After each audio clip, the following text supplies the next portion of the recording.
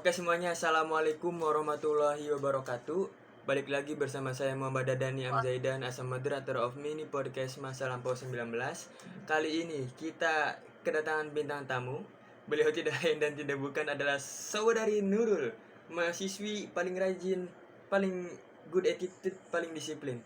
Kepada saudari Nurul, silakan memperkenalkan diri di hadapan publik. Halo, Assalamualaikum. Perkenalkan, nama saya Nurul Jana. Kalau dibilang terajin, gak rajin ya, cuman karena butuh nilai gitu. Jadi ya paksain rajin lah.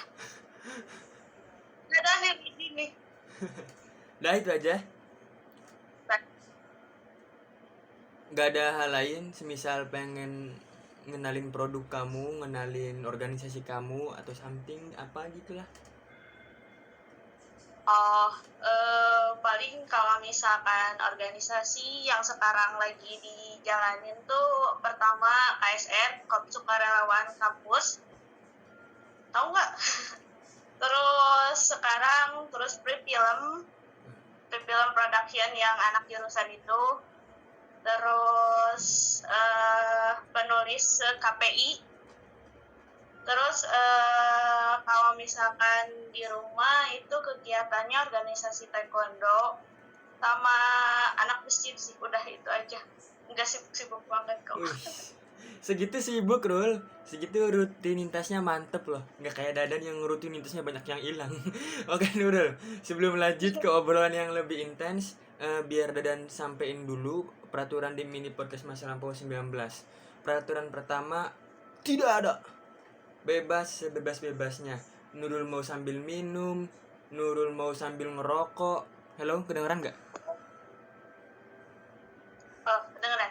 Nurul mau sambil apapun itu bebas, asalkan punya responsibility di dalamnya. Nurul yang tanggung jawab sendiri atas ucapan Nurul. Yang kedua, apabila dia melanggar kebebasan, balik lagi ke peraturan pertama. Jadi full sebebas-bebasnya. Formalitas udah dadan sampein Nurul. Sekarang lanjut ke obrolan biasa aja ya.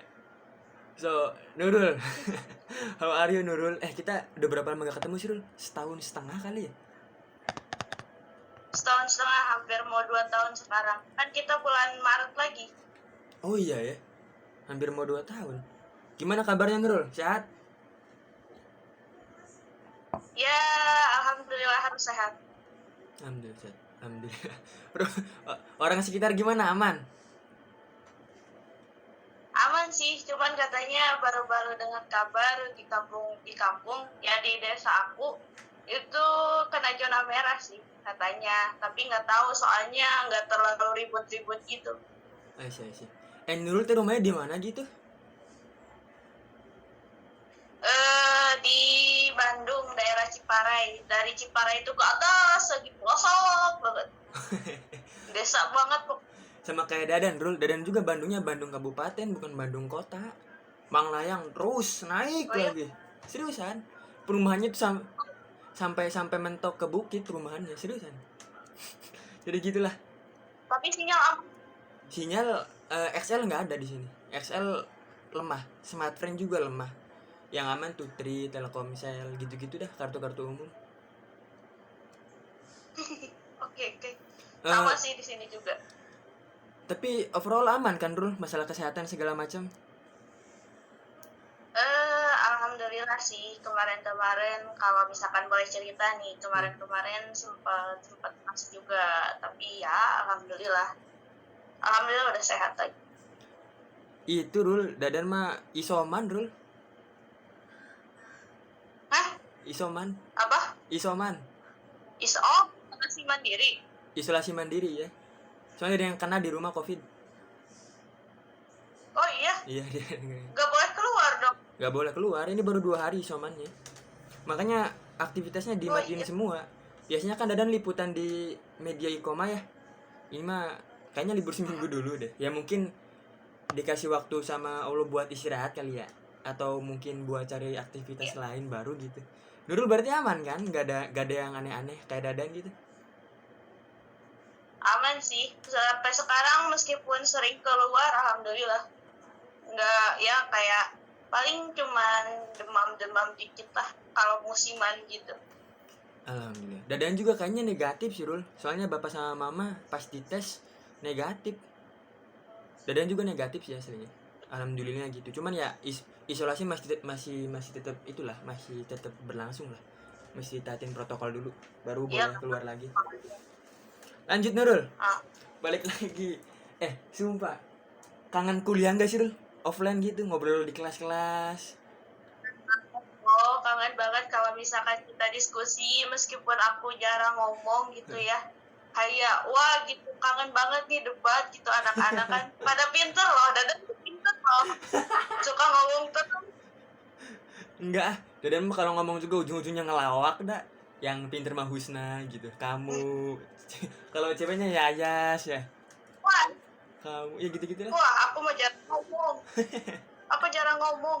Tapi Rul, apa yang dikangenin di masa kuliah offline? Paling dikangenin kalau Dadan ya, paling dikangenin pas ngopi sama pas nungguin dosen di kelas sih.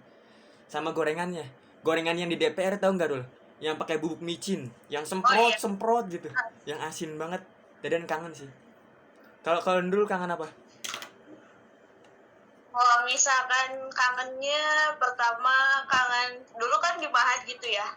Jadi kangennya tuh kangen pulang cepet terus tidur.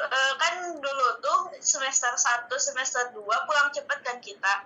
Nah anak-anak teman kamar tuh belum pada pulang. Jadi enaknya pas pulang tuh foto diri ngasihin ke grup WhatsApp. Ya udah pulang, udah bisa rebahan gitu. Itu sih yang paling dikangenin. Nurul tuh di Mahad. Berarti bareng sama Nida tuh, Iya, sama Ninda juga gitu. iya. Sama Dida, sama Ninda, sama Ica. Kamu udah lulus, Rul? Ya, Udah lulus Mahad apa? belum sih? Itu tuh sistemnya kayak gimana sih, Rul? Nah, sistemnya karena kemarin awalnya biasa aja gitu ya, kayak ngajinya tuh subuh, terus abis isya sampai jam 10 paling telat, terus nanti kalau misalkan ada kegiatan-kegiatan tambahan biasanya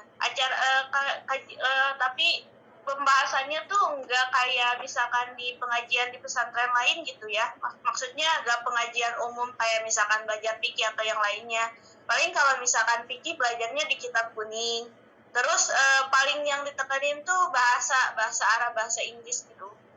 Tahfidz juga nggak terlalu ditekenin sih, cuman anak-anak kelas A gitu kan sistemnya tuh dibagi kelas menurut nilai, meskipun nanti pertama masuk tuh dikasih ujian tuh bukan buat nerima diterima atau enggak, tapi kayak apa sih buat nentuin kelas kita. Nah untuk anak kelas A barulah dapat kewajiban buat store hafalan gitu, tapi untuk anak yang lain enggak sih.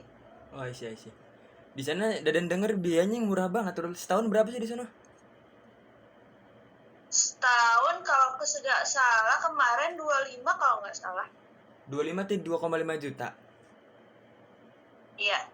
Dibagi 10 murah banget, Rul. Sumpah murah banget. Itu tuh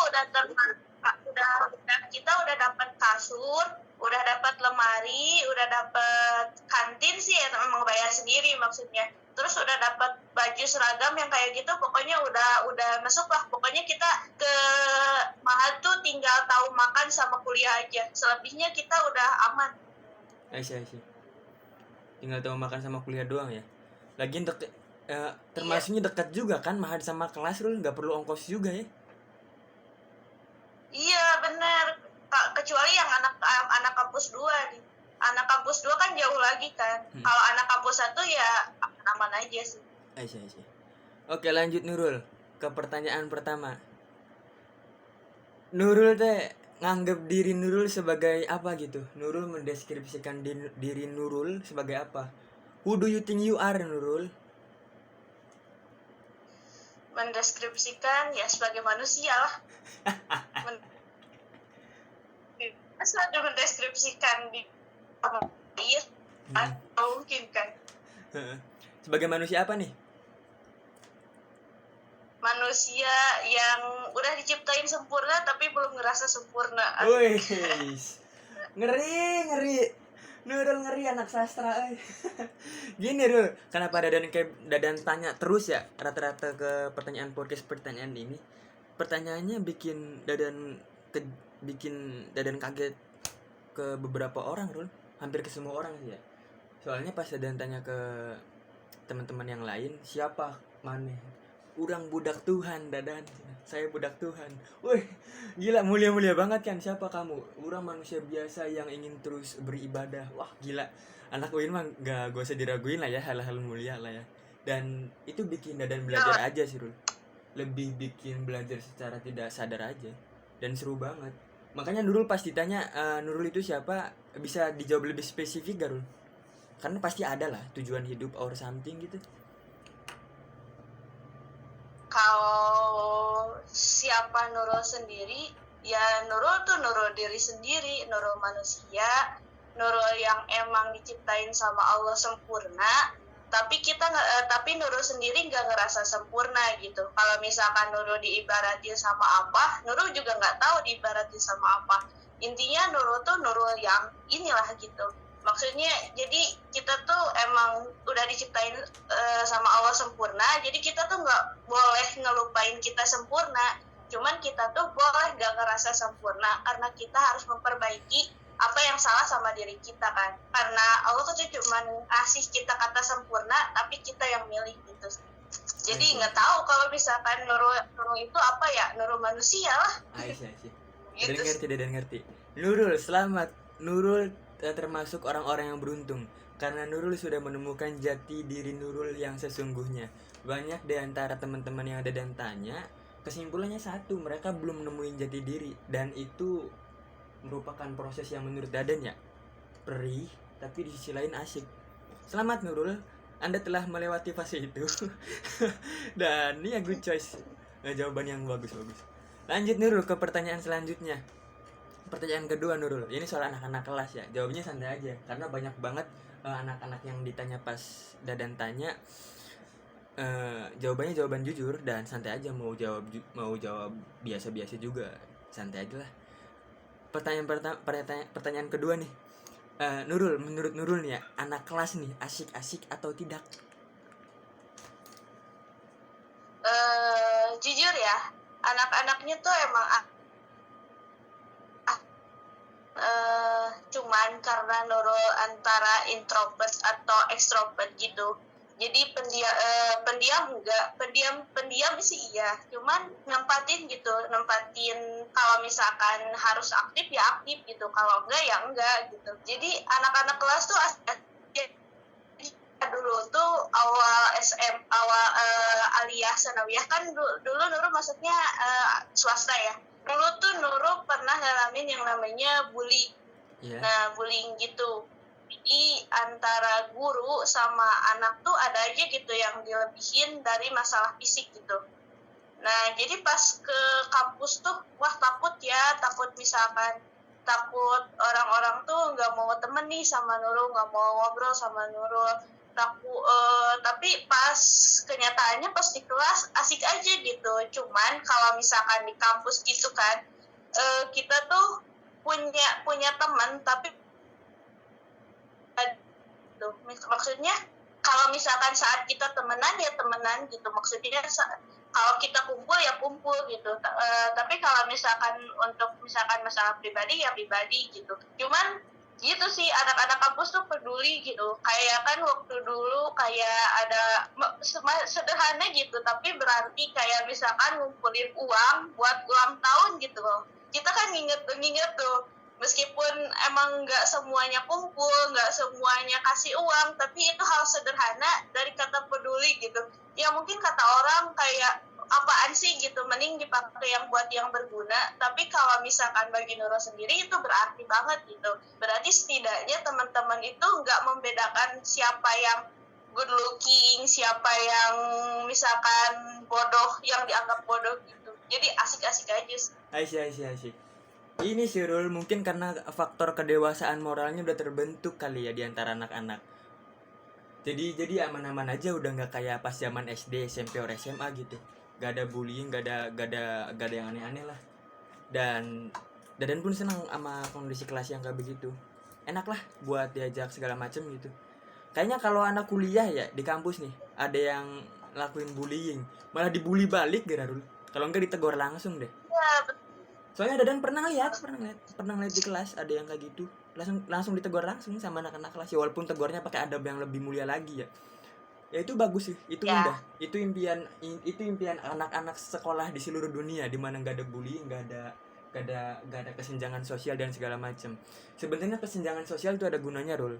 Kalau ditempatkan pada tempat yang benar. Guru olahraga menilai fisik, ya benar, kan guru olahraga. Cuman kalau guru matematika menilai fisik, ya guru matematikanya nggak beres.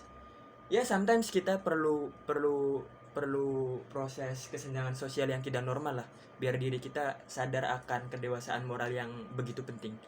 Lanjut Nurul ke pertanyaan kedua. Sebutin 5 orang. Tiga. Tiga. Dadan tuh gampang lupa tau, Rul. Gampang lupa nama yang paling parah. Dadan tuh lupa nama sepupu jauh Dadan sendiri, sumpah malu banget pas ditanya sama orang tuanya. Itu juga tahu kan ada yang dulu tuh ada anak kelas sebelah tuh ada yang namanya Azka kan, dia tuh sekarang pindah ke UPI. Nurul selama 1 tahun semester 1 nggak kenal sama dia, kenal sama Nurul kenal sama dia, tapi Nurul nggak tahu nama dia siapa, cuman ketemu hai gitu. Terus dia ngambek katanya, awas kalau nanti kita ketemu lagi katanya nggak tahu nama katanya. Tapi bukan Dadan sendiri ya. Lanjut Nurul. Sebutin 5 orang anak-anak di kelas yang paling Nurul kagumi beserta alasannya. Dadan dulu nih. Dadan pertama, Dadan selalu ngasih warning bahwasanya jawaban Dadan akan selalu berubah-ubah. Yang pertama Sadili. Dia sudah berumur, walaupun umurnya sudah kakak kelas kita, senior kita, cuman masih sanggup dan masih memiliki semangat untuk kuliah dengan fokus pencarian pengalaman dan sebagainya. Terus yang kedua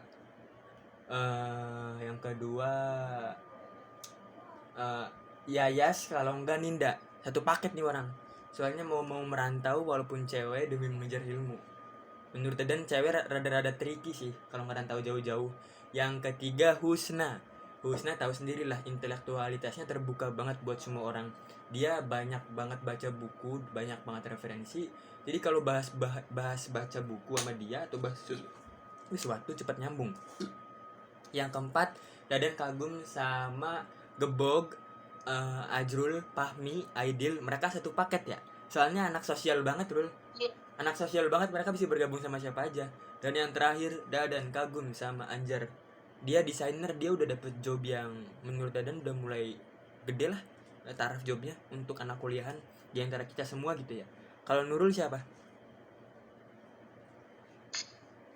Kalau misalkan emang sama Dadan gitu ya, kalau masalah kagum suka pindah-pindah orang gitu ya, gak setia orangnya.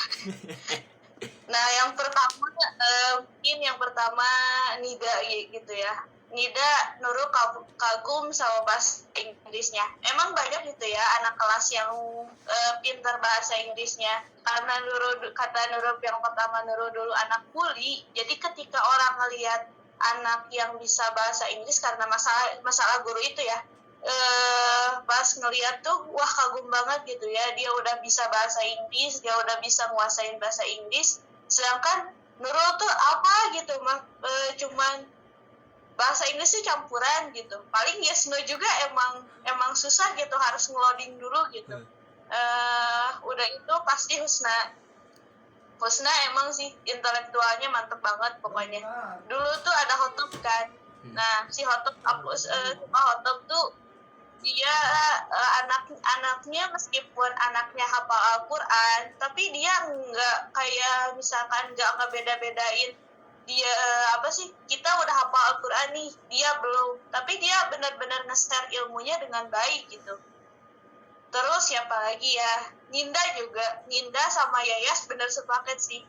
Kalau Yayas tuh orangnya ulet, dia tuh nggak pernah malu sama apa yang dia belum punya. Kayak misalkan dulu dia belum terlalu mahir nih di bahasa Arab, dia tuh mau belajar loh. Padahal kalau misalkan Nurul sendiri paling kalau misalkan belajar di luar aja gitu, paling cuman Misalkan ke Ninda cuma minta itu, nggak mau belajar lebih.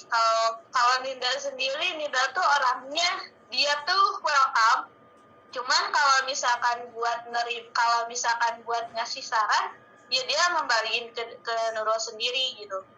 Terus itu sih Fahmi, Aidil yang kayak gitu, terus Gebo kayak Fahmi Jane gitu. Dia tuh kayak orang-orang yang memang kalau di kelas tuh kayak nggak terlalu merhatiin pendidikan gitu. Tetapi mereka tuh sebenarnya kalau misalnya juga gitu jawabannya, terus sosialnya kayak Fahmi Nurdiansah kan di itu sih di organisasinya dia aktif juga gitu. Tapi dia bisa ngebagi waktu meskipun ya emang semua orang kan punya kelemahan masing-masing gitu. Terus yang terakhir siapa ya? Dadan sih. Kagum sama Dadan tuh orangnya berani maksudnya Dadan berani ngungkapin apa yang Dadan tahu, Dadan yang ada di hati Dadan gitu.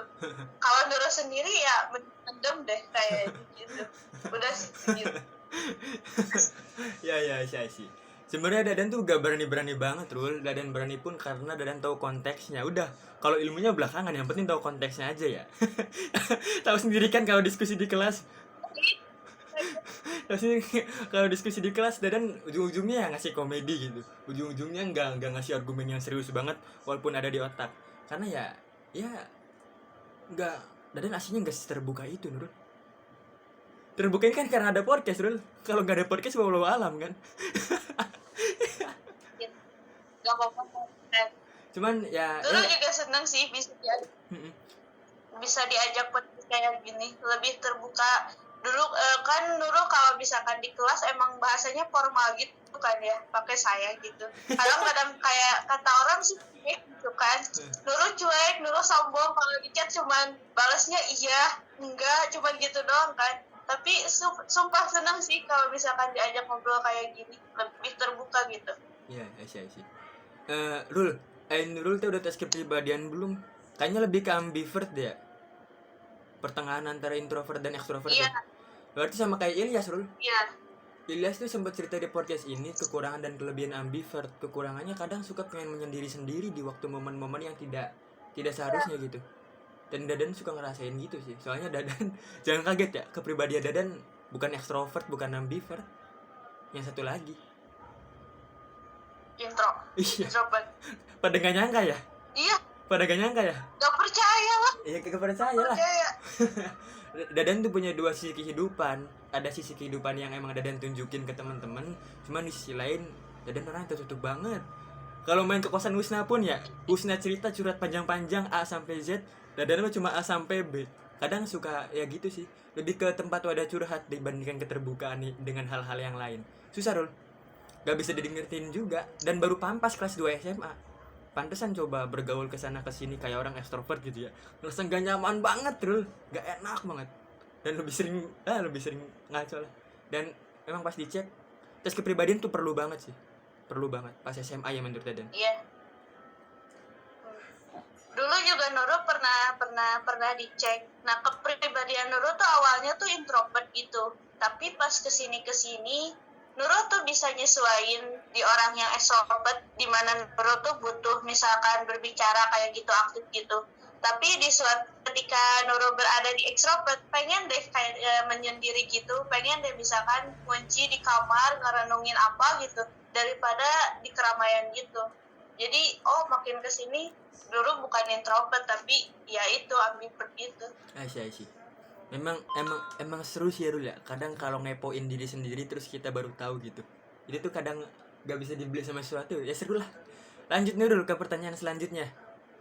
Kita kan kena pandemi COVID-19 ya. Otomatis ada side atau posisi atau apa? Side itu apa sih, Rul, bahasa Indonesia, Rul? Otomatis ada sisi negatifnya, ada sisi positifnya. Nah, banyak anak kelas yang kena sisi negatif yang begitu gede banget sampai nggak disangka-sangka sama kita semua. Tapi di sisi lain banyak anak kelas yang kena efek positifnya. Contohnya kayak Dadan bikin podcast pas pandemi. Tadinya kan bikin klip-klip kecil doang di bawah 1 menit. Nurul tau lah yang masa lampau. Nah, kalau Nurul, efek negatifnya di dalam kehidupan lebih ke apa gitu? Bisa diceritain? Kalau efek negatifnya tuh makin males gitu ya, karena di rumah ini gitu. Maksudnya kalau misalkan kuliah ya udah kuliah, udah dari sana ngerjain tugas ya udah gitu. Paling kalau misalkan kegiatan organisasi juga jujur males gitu kalau lagi pandemi kayak gini. Jadi pertama negatifnya males, terus yang kedua kita tuh kalau misalkan mau ada keperluan ke kota gitu kayak gitu ngerasa takut sendiri sih. Efek negatifnya cuman itu sih, terasa males gitu. Terus lebihnya emosional kita kan kena kan, emosional mental kita kena. Kayak misalkan kalau misalkan di kampus kan kita misalkan ngerjain tugas enak tuh kan, bisa ke perpus atau misalkan toko buku deket gitu. Nah sedangkan kan kalau di rumah Nurul tuh jauh banget ya sama toko buku, jadi cuman ngandelin internet sama aplikasi-aplikasi perpustakaan gitu kan, kayak Impusnas yang iJogja yang kayak gitu. Itu sih yang efek negatifnya yang dirasain. Kalau ke sisi ekonomi berpengaruh banget gak, Rul? Sisi ekonomi alhamdulillah sih, karena ayah yang dulu emang sih ayah kan sekarang udah nggak, ayah sekarang kan udah nggak ada gitu. Beliau tuh punya kalau misalkan pensiunan, jadi dia tuh udah udah punya gaji tetap gitu kan. Ayah dulu orang luar kan, jadi kalau orang luar tuh misalkan kita nggak kerja tapi kita dapat gaji gitu. Nah jadi nggak terlalu itu sih, cuman Orang luar mana, Rul? Maaf, Rul, Dadan potong. Orang luar mana? Orang luar apa maksudnya? Orang Singapura. Oh, I see. Orang luar negeri. Singapura. Is it Chinese or apa? Singapura. Melayu. Soalnya kan masih umur ayah Nurul tuh udah tua banget ya. Kelahiran 1942. Jadi masih Melayunya Melayu asli gitu. Berarti Singapura pribumi ya, Rul? Misalkan iya, termasuk pribumi gitu. Jadi wajah Nurul kan nggak ada bule-bulenya gitu. Tapi beruntung lah, Rul. Singapura tuh punya peraturan yang begitu komplit sampai punya insurance kan kalau umur tua segala macam, jaminan dari negara. Setahu Dadan gitu ya? Iya. Kalau misalkan dari Singapura sendiri tuh jaminannya tuh banyak banget. Kayak misalkan gini nih, Dadan misalkan kerja misalkan. Nah kerja gaji Dadan misalkan misalkan $100 misalkan 1 juta nih, harga Indonesia rupiah kan 1 juta.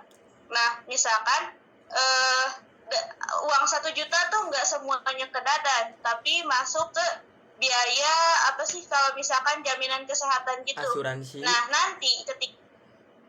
nanti misalkan Dadan keluar Dadan itu tuh nggak akan diambil, tapi nanti ketika tua nanti Dadan bakal ada uang yang dikumpulkan selama kerja tuh bakal dikasih juga ke Dadan gitu. Terus untuk kadang-kadang untuk orang-orang yang sekolah itu benar-benar dikasih, ada yang pintar itu benar-benar dikasih beasiswanya tuh full gitu, malahan nggak nanggung-nanggung gitu kalau misalkan masalah beasiswa yang kayak gitu. Cuman kalau Singapura itu negatifnya ya, apalagi di tahun-tahun ini kayak pendapatannya tuh kayak dari judi kayak gitu tuh emang difasilitasi gitu dari pemerintah gitu. Itu sih paling yang kalau ekonomi sih emang enak gitu. Las Vegasnya Asia tuh ada 2, yang pertama Macau, yang kedua Singapura. Gitulah. Lanjut Nurul, kalau sisi positifnya apa? Kalau sisi positifnya lebih dekat sama keluarga. Ya meskipun di rumah cuman ngerjain tugas sama kuliah, tapi enaknya tuh kita tuh emang ketemu gitu sama orang tua kita. Apalagi kan Nurul mamahnya emang nggak bisa megang HP gitu ya, cuman bisa megang telepon rumah gitu. Jadi pas ketemu tuh berasa kayak ada yang nemenin gitu, kayak ada yang nemenin diri kita sendiri, yang tahu kita dalam-dalamnya gitu. Jadi enaknya gitu sih positifnya. I see. Kata sisi positifnya emang gitu sih Rul, lebih dekat sama keluarga gitu ya. Ada anak kelas yang broken home terus perlahan-lahan memperbaiki hubungan sama keluarganya.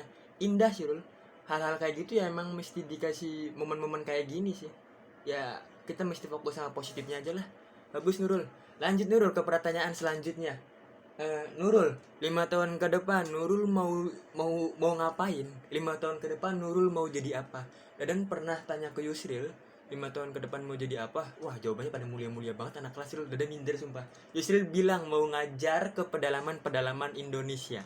Wih, keren enggak sih Rul? Keren gak? Terus Dadan tanya ke Yayas 5 tahun ke depan mau jadi apa?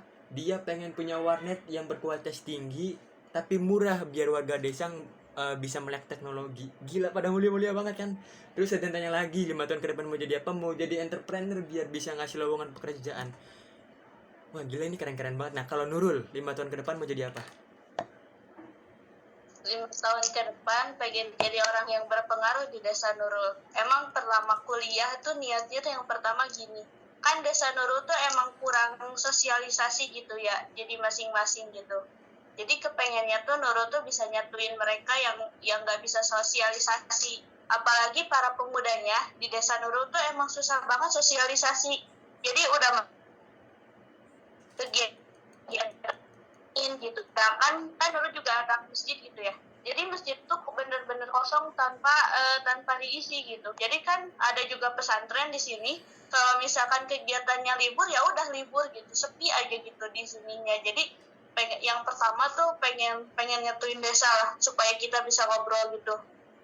Terus yang kedua kalau enggak jadi penulis pengen jadi editornya. Terus yang ketiganya pengen ngehajiin orang tua, pasti itu. Amin. Pengen bisa terus karena Nurul emang orangnya susah transportasi ya di rumah. Jadi pengennya tuh pengen punya transportasi. Nurul tuh keinginannya tuh sederhana banget gitu. Maksudnya nggak ada yang mulia-mulia banget. Enggak lah, segitu mulia Rul, segitu mulia banget, sumpah. Kalau Dada mah lebih ke materialistis Rul. Iya, gak apa-apa. Yang penting ada tujuan, dia pengen ngapain. Iya sih. Emang gitu sih Rul. Emang kadang tujuan orang tuh beda-beda ya, tapi dari setiap perbedaan tersebut kita ngelihat bahwasanya spesifikasi tujuan tuh emang sangat penting. Apalagi di usia yang segini gitu kan, dengan tren-tren media sosial yang umur 20 tahun udah dapat 100 juta, umur 20 tahun udah bisa gini, umur 17 tahun udah gini gitu dan sebagainya, sedangkan kita masih biasa-biasa aja. Tapi setiap orang punya time zone-nya masing-masing, dan suatu saat Dadan percaya insya Allah ya, asal doanya benar, asal kelakuannya benar, asal kagetannya benar, cita-cita Nurul pasti kelakon lah Rul. Penulis, editor segala macam bisa lah. Bisa. Kalau bisa Marul bikin brand cetakan sendiri Rul. Anak kampus ada nggak ya yang bikin kayak gituan ya? Cetakan buku sendiri gitu Rul. Sih kalau nggak salah belum. Kalau nggak salah. Belum ya? Tapi nggak tahu. Dulu tuh punya teman gitu. Bukan teman, iya sih teman ya emang usianya emang udah di atas Nurul lah. Tapi dia tuh pertamanya buka penerbitan kecil-kecilan gitu awalnya, terus banyak yang nerima apa ya namanya, pokoknya sekarang udah gede lah itunya penerbitannya. Jadi kemotivasi kalau misalkan nggak jadi penulisnya ya jadi editornya gitu. Aisyah. Rul, ada ketertarikan buat bikin buku nggak? Ada lah. Dulu udah banyak rencana bikin buku kayak novel tuh, emang udah ada beberapa yang emang udah beres. Cuman gitu, Nurul tuh orang nggak pede gitu loh. Kayak ngelihat Usna udah terbit gitu. Nurul minder gitu. Kayak kalau misalkan kayak alur tuh udah ada alur, tapi gimana ya, minder gitu orangnya. Kecuali kalau misalkan Nurul disuruh sama penerbit buat ngerjain, baru Nurul ngerjain. Tapi kalau misalkan buat pengen nerbitin sendiri, nggak ada kayaknya. Masih belum lah ya. Semoga secepatnya, amin.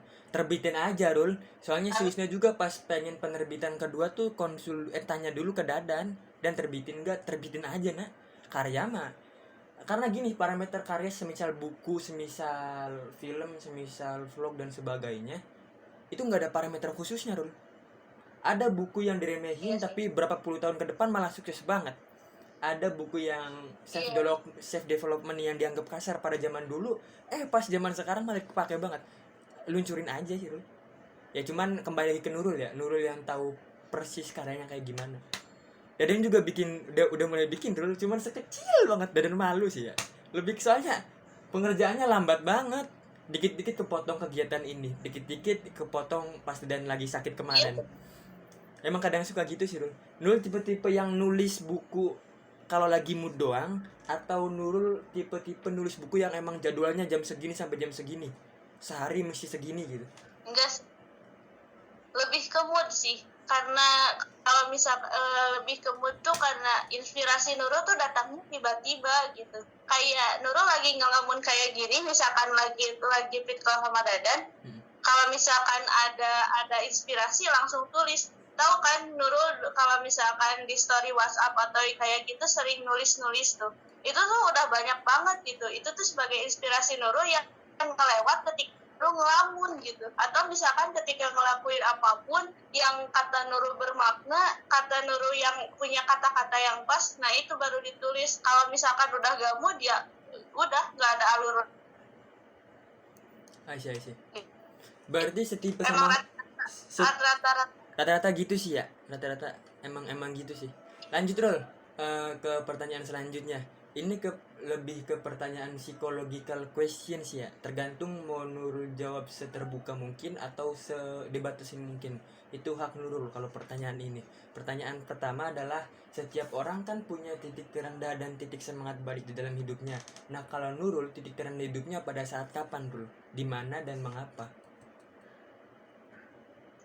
titik terang Nurul apa ya, titik terang Nurul tuh emang pas kuliah tuh gini. Jadi dulu titik terang Nurul, jadi dulu tuh Nurul pengen banget gitu ya masuk Unpad atau UPI. Awalnya tuh pas gak keterima SNMPTN itu tuh ngerasa sedih banget. Kenapa sih Allah tuh padahal udah banget gitu ya, usahanya udah keras banget gitu. Terus tiba-tiba SBMPTN kepotong sama operasi kayak gitu, kehalang lagi. Nah tiba-tiba masuk ke UIN. Nah dari UIN tuh awalnya Nurul tuh nggak semangat banget gitu ya, semester 1 tuh cuman ya udahlah yang penting kuliah gitu. Tapi pas akhir-akhir ketika Nurul sakit gitu ya di Mahat, terus Nurul jauh sama orang tua, terus tiba-tiba orang tua sakit, Nurul tuh nerima oh kayaknya Allah ngasih Nurul di UIN tuh kayak gini loh.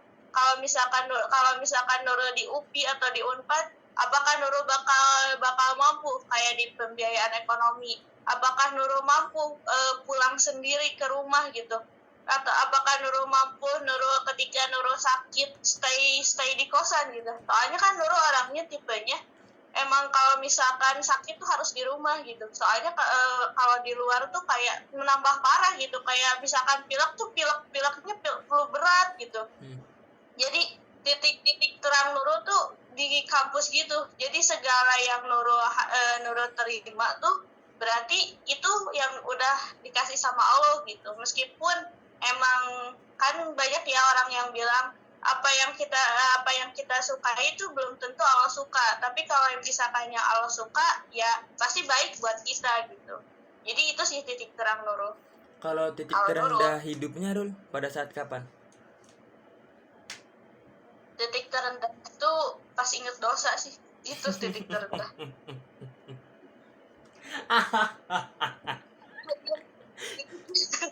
Titik terendah dulu satu lagi tuh ketika Nurul anak broken loh, anak broken home. Oh Aisyah. Emang ya rata-rata orang broken home gitu sih. Dadan juga punya teman yang gini Rul. Ada satu paradigma di broken home yang Dadan gak sangat setuju, dan sebenarnya bukan berasal dari broken home itu sendiri, bukan dari fenomena itu sendiri. Ada kata-kata, lu kenapa nakal bro? Ya gue mau wajar, gue frustasi, gue broken home. Sorry nih Rul ya. Kalau menurut Dadan, ketika ada orang yang nakal dengan pelampiasan atas dasar broken home, itu bukan nakal. itu Iya. diri lu yang jenuh, itu diri lu yang capek. Cuman kebetulan pelampiasannya ada pelampiasannya lebih ke hal-hal yang nakal. Lu bukan orang-orang nakal yang sesungguhnya. Dan menurut Dadan kurang sih Rul. Kalau ada orang-orang yang bilang perspektif, kalau ada orang-orang yang punya perspektif gua nakal karena broken home, fuck lah. Orang tua karena gini, ujung-ujungnya lu hidup terpisah. Orang tua lu ya lu mau ngapain lagi. Iya. Iya gak sih Rul? Iya benar. Kalau lu nakal atas dasar broken home, kalau lu frustasi atas dasar broken home, itu wajar, itu manusia. Cuman kalau terlalu berlarut-larut, jatuhnya lebih ke kurang sih Rul. Kurang setuju aja sih, karena anak-anak tongkrongan tuh ya tahu sendiri lah. Misalkan Nurul nongkrong di kumpulan cewek yang frekuensinya A, terus misalkan ya Nurul negatif, terus ada orang-orang yang positif, terus tiba-tiba jadi negatif, kan rada-rada nggak asik ya Rul, rada-rada aneh gitu. Sama kayak orang berkonom tiba-tiba jadi nakal gitu. Ya lu boleh nakal, cuman jangan terlalu berlarut-larut banget lah. Kelihatannya aneh nggak sih Rul? Iya sih, iya nggak sih Rul? Kalau misalkan dari sisi psikologi ya, emang nggak harus selalu nakal kok. Kalau misalkan dari anak broken home, emang kita nggak tahu ya mental seseorang tuh kayak gimana. Kita juga nggak boleh nyepelein orang kayak gimana. Misalkan karena dia misalkan putus cinta dia jadi gila misalkan, kata kita lebay gitu ya, kata kita oh dia kurang imannya, tapi kalau misalkan menurut dia tuh ini tuh berat banget gitu, sama kayak anak-anak broken home. Tapi kalau misalkan untuk masalah nakal, kayaknya kalau misalkan ngelampiasin itu nggak benar gitu. Lebih ke kalau misalkan mau lebih ke hobi lah, meskipun hobinya kayak misalkan balapan motor, tapi emang balapan motornya yang positif itu masih aman lah gitu, daripada nakal terus kayak ngerokok terus kayak mabuk gitu, kayaknya nggak asik gitu ya. Kayak misalkan hidup itu emang dia sendiri gitu yang punya ujian, padahal ada orang-orang lain yang lebih punya masalah besar gitu. Emang sih kita nggak bisa ngebandingin diri sama orang lain, mental kita kayak ke orang lain gimana. Jadi lebih menghargai diri sendiri lah kalau misalkan emang kita kena broken home, lebih nempatin diri gitu. Tuh, Dadan setuju sih. Ya emang gitulah Rul. Namanya juga hidup ya. Kadang Dadan tuh berpikir orang-orang yang dikasih broken home tuh orang-orang pilihan dari Gusti Allah. Soalnya nggak semua orang bisa tahan sama kondisi mental tersebut. Sedangkan setiap mental orang kan beda-beda ya. Ditunjukkannya luka pada mental kan buat diobati dan dipelajari, bukan untuk dibandingkan atau diceng-cengin dan sebagainya. Dan Dadan rasa setiap orang yang dikasih broken home sama Gusti Allah adalah orang-orang terpilih Rul. Karena mungkin mereka nggak sadar kalau mereka kuat Rul. Iya nggak sih? Lah belum tentu kalau orang-orang biasa kayak Dadan udah berontak kali, udah Dadan pukul. Ya tahu sendiri lah, tiap orang punya kadar berontaknya tersendiri. Dan mungkin mereka lebih kuat, dan kuatnya Gusti Allah beda sama kuatnya sama pikiran kita ya. Lanjut ke pertanyaan selanjutnya dulu. Terima kasih telah membagikan kisah Anda. Terus dulu Dadan kaku banget. Dadan kayak orang yang paling ngerti soal sosiologi gitu ya. Sosiologi, ngerti tentang psikologi, paling berpengalaman gitu, padahal mah boro-boro. Lanjut dulu ke pertanyaan selanjutnya. Aduh, Dadan turun mau nyalain kipas angin ya, cuman kipas anginnya bunyi jadi gerah pisan. Kayak kaos aja lah.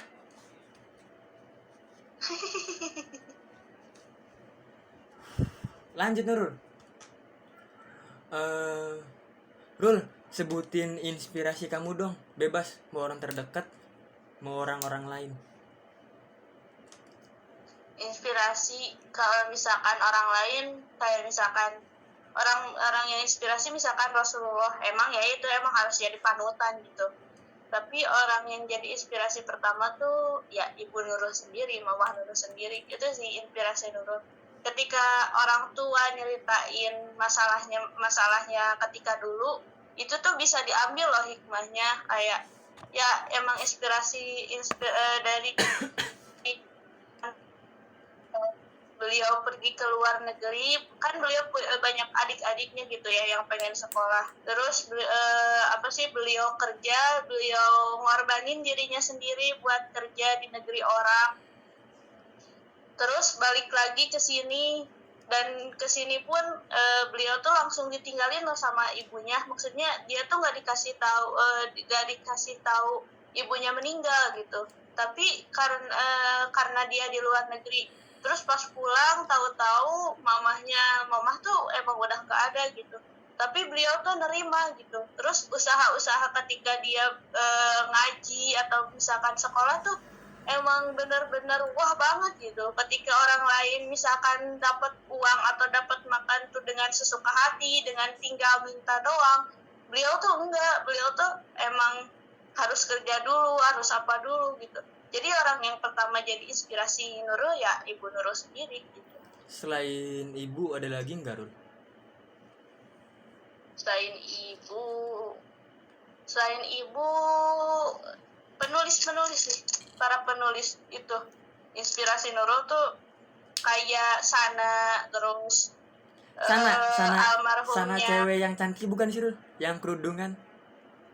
Wah, cantik banget gila. Kulitnya putih banget ya, Rul. Skincare-nya bisa gitu banget sih ya. Iya. Dadan suka heran sama cewek yang kulitnya putih banget. Gila, itu pakai apa Dadan? Aneh loh, Rul. Aneh enggak sih, Rul? Enggak sih, soalnya itu udah genetik kan. Gimana kalau misalkan udah genetik ya gimana, meskipun nggak pakai skincare ya. Iya, kalau genetik Dadan juga ngerti, Dadan juga bisa paham. Cuman kadang ya ada orang yang glow up banget, Rul. Yang tadinya kulitnya biasa gitu iya. ya. Toto jreng gitu. Kayak lampu, Rul. Iya. Kalau lewat tuh, loh, ini siapa Dadan bilang. Dadan ketemu teman SMA gitu. Tadinya dulu biasa aja, sekarang putih banget. Kirain Dadan ya orang-orang yang putih gitu disuntik pakai apa gitu. Ternyata enggak, ternyata ada perawatan khusus ya, Rul. Cewek complicated juga ternyata. Iya enggak sih? Tapi cowok banyak loh yang lebih glow up. Banyak loh sekarang di Instagram kayak cowok-cowok tuh emang bener-bener glow up banget. Malah Nurul sendiri yang jadi perempuan ngerasa kalah loh sama skincare-nya. Asli. Iya sih. Lanjut, Rul. Terus kalau udah Sana, Gita Sapitri, tahu nggak? Tahu. Yang Gita Sapitri yang kulitnya itu, dia tuh kalau misalkan kata orang ngedepanin feminisme, terus kayak liberalisme, sekularisme. Padahal kalau misalkan dari dia, Nurul belajar netral gitu. Misalkan kalau misalkan tentang kayak perempuan, kayak laki-laki salah, perempuan juga salah. Biarin Nurul buat netral. Itu sih ketiga orang itu yang bikin Nurul inspirasi banget. Sana Gita Savitri. Kalau Gita Savitri dulu Dadan pantengin banget, sampai dulu dia pernah dapat masalah dalam kontennya sama Paul gitu, yang konten pagi-pagi, tau nggak? Oh iya. Yang sebenarnya kuncinya itu miskomunikasi sama salah satu pendakwah, dan ya seru-seru sedep sih.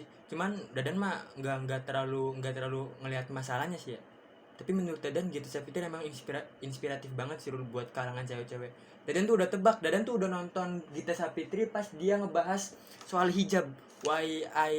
Soal hijab yang apa tuh, yang judul videonya apa sih ya? Yang kenapa memilih hijab atau gimana gitu, Dadan lupa. Zaman-zamannya itu Dadan nonton, Dadan sempat prediksi, wah nih orang kayaknya bakal jadi parameter cewek-cewek Indonesia deh. Soalnya faktor pendidikan kena, faktor desain grafiknya gak norak, terus cara penyampaiannya modern banget gitu kan. Wah, nih orang bakal jadi trendsetter di kemudian hari gitu, asik-asik gimana. Dan suaminya juga Paul kan, yang kedokteran dari Jerman. Dan tuh kagum sih sama orang-orang yang kayak Gita, kayak Paul, karena survive-nya di luar negeri tuh, bener-bener sendiri. Capek kayak gitu tuh. Soalnya kan kita jauh gitu kan, jauh dari orang tua, bahasa beda, budaya beda. Kalau Nurul mungkin udah kena cultural shock kali. Kayaknya nggak bisa survive banget lama di luar negeri gitu Salon. I see. Terus kalau Sana tuh Dadan dulu ya sempet ngedenger, cuman sebentar dulu. Gara-gara di Spotify, dia kan pernah jadi peringkat pertama ya, yang podcastnya. Ya. Emang bahasanya tuh bahasa sederhana, cuman antara musik sama proporsi kata-kata tuh pas banget, Rul. Dapat ya? Iya, pas banget. Iya, bener. Terus Dadan juga ngelihat Sana tuh pas di podcastnya Kemal Pahlevi. Kemal Pahlevi kan komedian ya. Terus Sana tuh orang-orangnya yang sastra berilmu gimana gitu. Terus pas lihat emang cantik banget sih, cantik banget. parah sana sana. Ya nggak sih Rul? Bisa gitu ya orang ya, kadang suka aneh sama orang-orang yang kayak gituan tuh. Kalau ada nih ya Rul ya, inspirasinya wah banyak banget sih Rul, bisa berubah-ubah. Cuman salah satunya ya itu sih, kalau dari segi fisik Dadan senang banget sama Yuji Nishida, atlet Jepang. Dia kalau latihan sehari angkat 1 kintal Rul, barbel berapa kali, loncat pakai barbel, wah pokoknya Yuk. dia umur 18 tahun udah masuk Piala Dunia Poli, sumuran sama Dadan. Wow. Tingginya juga 100, awal-awal tuh 175, sekarang 180 lebih.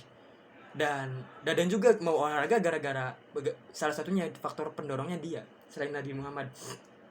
Kalau dari perspektif keilmuan, wah banyak banget sih. Dadan suka ngelihat B.J. Habibie, Dadan suka ngelihat vlogger dari yang, tau nggak yang vlogger Harvard, yang di Harvard, gak tau Harvard gak tau Stanford gitu, yang cewek yang berhijab.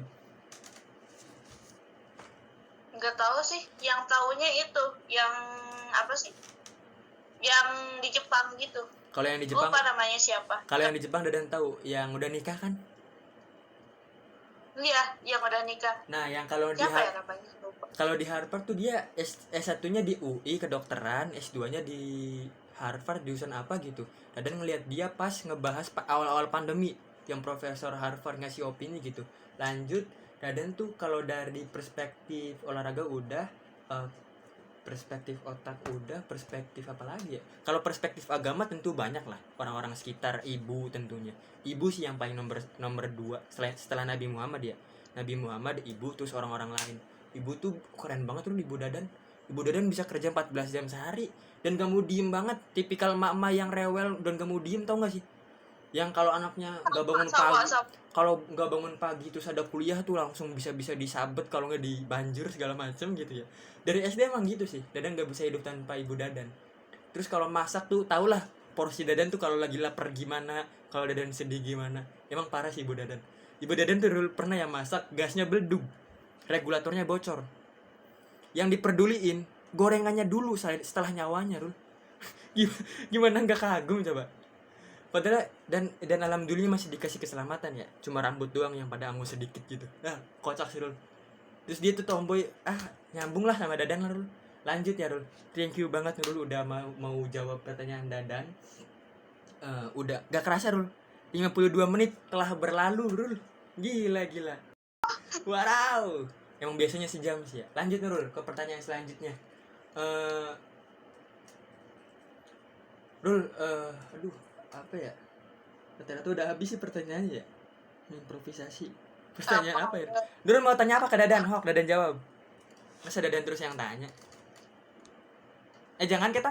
Dadan belajar gimana sih? Belajar apaan? Belajar. Kadang-kadang laki-laki di kampus tuh lebih pintar loh. Kayak misalkan kayak kalau yang perempuan tuh nggak tahu, tapi laki-laki tuh lebih tahu. Jadi kagum aja gitu. Dadan belajar gimana sih? Nih Rul, biar Dadan kasih tahu ya, rumus laki-laki kepada semua cewek, biar semua cewek bisa ngertiin cowok sedikit. Cowok belajar karena satu faktor, karena beberapa faktor. Yang pertama cinta, yang kedua tertarik. Udah itu doang. Dadan suka tertarik sama faktor-faktor kemajuan dunia. Dadan suka ngungkapin ya karena emang Dadan tertarik. Dadan suka hal-hal agama ya emang Dadan karena cinta. Kalau nggak ada faktornya, kalau nggak ada tujuan jelasnya, rata-rata hampa. Kalau Dadan, kalau ditanya cowok-cowok belajarnya gimana sih bisa lebih tahu daripada yang lain, cowok-cowok di usia segini udah merasa punya responsibility yang lebih dibandingkan cewek. Di umur segini cowok-cowok mesti punya strategi buat masa depan, gimana bisa ngemban keluarga di belakang, gimana bisa ngemban calon istri belakang. Makanya cowok-cowok kadang belajar tanpa sepengetahuan cewek. Cowok-cowok lebih punya tanggung jawab yang lebih, sehingga dirinya melakukan pembelajaran yang begitu ekstrim, yang begitu ketat, atau sebaliknya. Emang cowok-cowok gitu Rul. Makanya jangan heran kalau Husna, Fahmi, sama anak-anak yang lain kadang-kadang lebih tahu dibanding yang lain, karena emang mereka nggak kuat nganggur. Contohnya si Fahmi, wah gila. Iya sih. Tahu sendiri kan ya, cowok gitu lah Rul, nggak kuat nganggur. Kalau nganggur tuh kerasa ada predikat yang ngeri gitu di dalam diri Rul.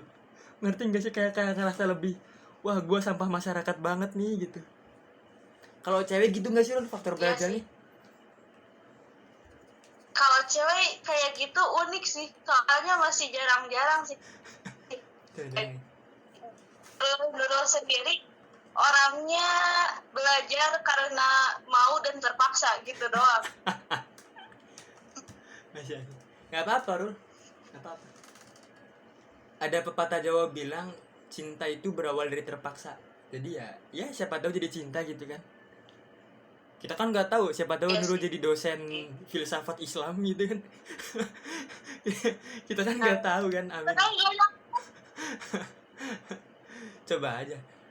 Nurul, waktu udah terasa lama, obrolan juga topik Dadan udah mulai terasa habis, ditambah Dadan punya pekerjaan lain.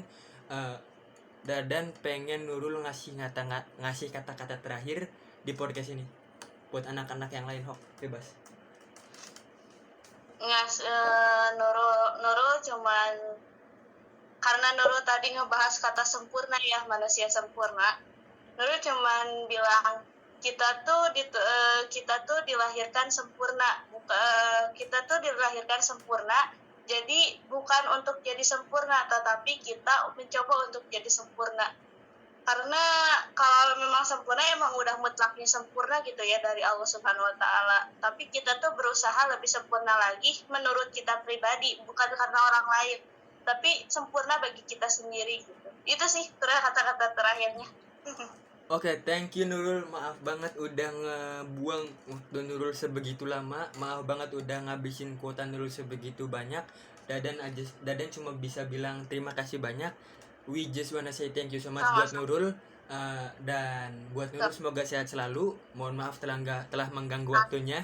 Billahi taufiq wal hidayah. Wassalamualaikum warahmatullahi wabarakatuh. Thank you Nurul.